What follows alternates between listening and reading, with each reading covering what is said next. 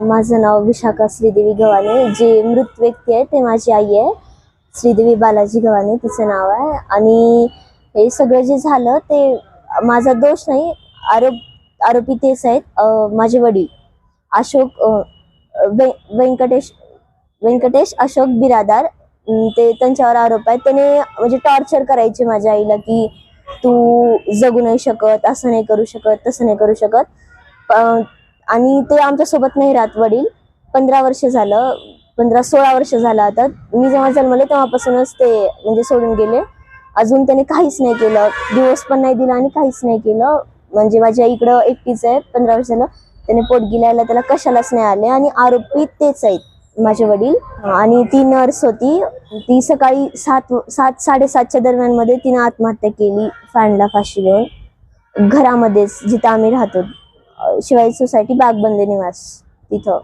आमची नेमकी मागणी ही आहे की जे माझे वडील आहेत, ज्यांच्यामुळे एवढं सगळं झालं, की माझी आई नाही राहिली, वडिलांनी साथ दिली नाही, तर आता जिच्या आधारे मी राहत होते माझी आई, तिला बी त्यांचे टॉर्चर सहन नाही करू शकली आणि तिनेही फाशी घेतली. तर माझं एवढंच म्हणणं आहे की माझ्या वडिलांना एकतर फाशी द्या, तुमच्याने जर तेही जर नाही झालं तर एवढंच म्हणणं आहे की वडिलांना इथं आणा आणि जी आमची मागणी असेल ते पूर्ण करा.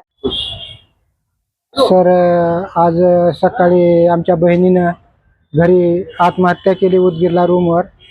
तर तिनं बरेच दिवस झालं डिप्रेशनमध्ये होती.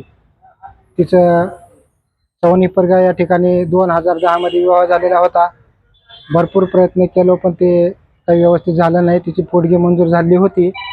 जवळपास 2 वर्षापासून वॉरंट सोडूनसुद्धा समोरची पार्टी कोर्टामध्ये हजर झाली नाही. तिने डिप्रेशनमध्ये गेली आणि तिला समोरून धमक्या येत होत्या की तुला का बघन तर मग मीच बघन, माझ्या कोर्टात तू केस टाकलीस, तुझं बघतो, असं करतो तसं करतो, वेगवेगळ्या प्रकारचं समोरून तिला समोरासमोरून धमक्या येत होत्या.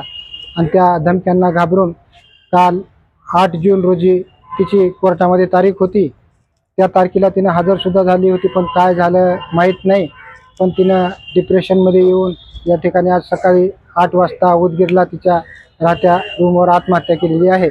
आम्ही सकाळपासून या ठिकाणी पोलीस स्टेशनमध्ये न्याय मागत आहोत, पण आत्तापर्यंत आम्हाला या ठिकाणी न्याय मिळालेला नाही. आणि इथं आमचा कसल्याही प्रकारच्या गुन्ह्याची नोंद या ठिकाणी घेण्यात येत नाही. तरी आमच्या बहिणीला एक मुलगी आहे. आमचं एकच म्हणणं आहे की कमीत कमी त्या मुलीला तरी आता न्याय मिळावा, एवढीच आमची प्रशासनाकडे विनंती आहे. मी निळकंठ व्यंकटराव पाटील, राहणार कोणाळी डोंगर, तालुका जळकोट, मुलीचा चुलत भाऊ.